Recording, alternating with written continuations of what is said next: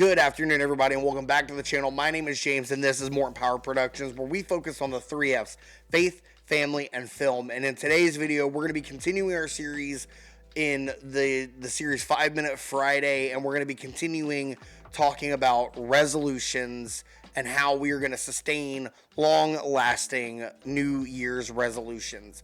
But before we start, I want to give you guys a little bit of an explanation as to why you didn't see a video last week. There's actually been a seasonal flu going around, and we've actually been passing it around in our family. So I actually got hit with it on the 20th. Today that I'm filming this video is the 29th, so 9 days it took from me getting sick to getting to where I could actually talk. Like, I've been going through this week at work not really being able to talk. So now we're back. We're getting to where we can do videos, and we're going to go from there. But that's why you guys haven't seen a video in the last week. But we're going to be headstrong from here on out. Hopefully you guys enjoy. Let's go ahead and get on into the video.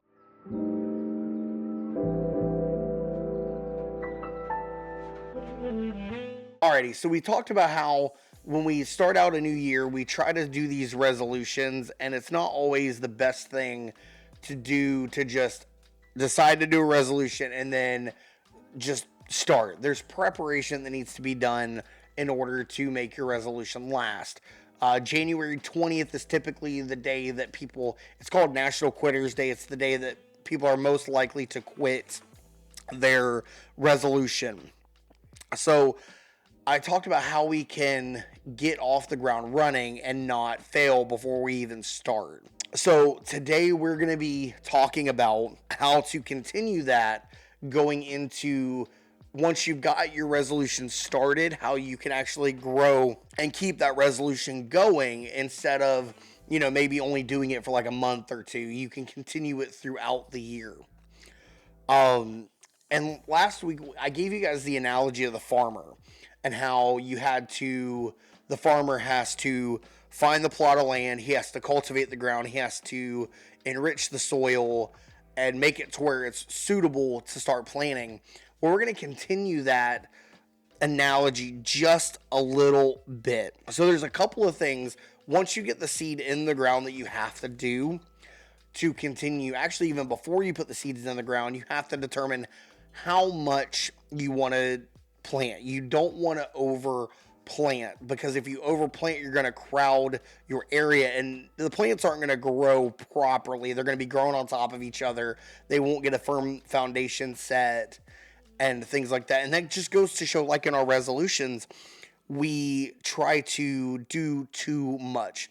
So like my resolution this year is I want to lose some weight and I want to get in shape. Now, what I could do is just go to the gym and start beating the crap out of myself with working out, hitting the weights and things like that. But that's not going to be conducive to growth and to longevity.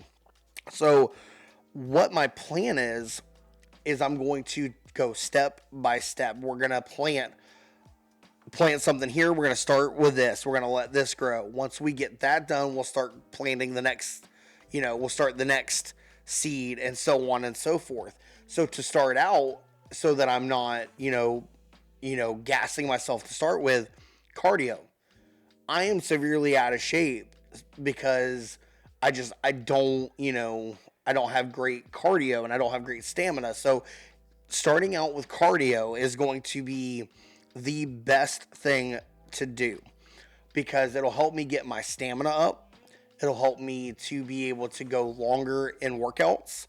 My wife likes to pick on me because I had a workout one day that only lasted, I'm not going to say how long, but it wasn't very long. She might say in the comment section how long it was, but don't believe a word she says.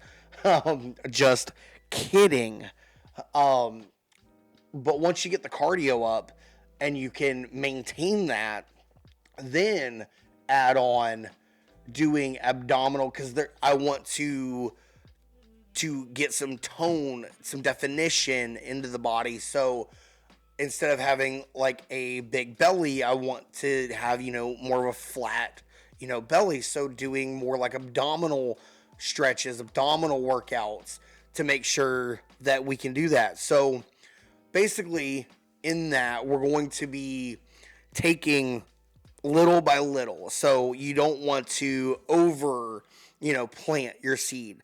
The next thing you want to do is you need to water the plant. You need to make sure that you're hydrated. So the next thing that I plan on doing is, making sure that I'm drinking plenty of water throughout the day, and not sodas. Like I'm not on sugar sodas anymore. I'm on zero sugar sodas. But even then, that's only, a couple, not even 2 or 3 times a day. That's maybe like one a day, like at lunch or at dinner. But getting more water, because once you get your body hydrated, you're not going to get, as overwhelmed and overheated, and you'll be able to keep going. And with the crops, when you water it, that's when they start to grow. And you don't want to water at the top. You want to water at the base so that the hydration distributes evenly throughout the plant. So you hydrate the body and you get the body to where everything grows out evenly. And then also pacing yourself at the gym. You don't want to go every single day. I'm probably going to start going 3 times a week, on Tuesday, Thursday, and Saturdays, so that you can spread it out and you're not, burning out your body, and you can have time to let everything work evenly. But that's going to do it for this video. Thank you guys so much for tuning in. I hope you got some value out of this video. If you did, please leave a like. Let me know in the comment section what you thought. What are your resolutions? What are you doing to prepare for those resolutions? And what are you doing to keep those resolutions growing? And I believe we're going to have a third part to this video. And that's going to be, we're going to do that next Friday. We'll see you guys on the next video.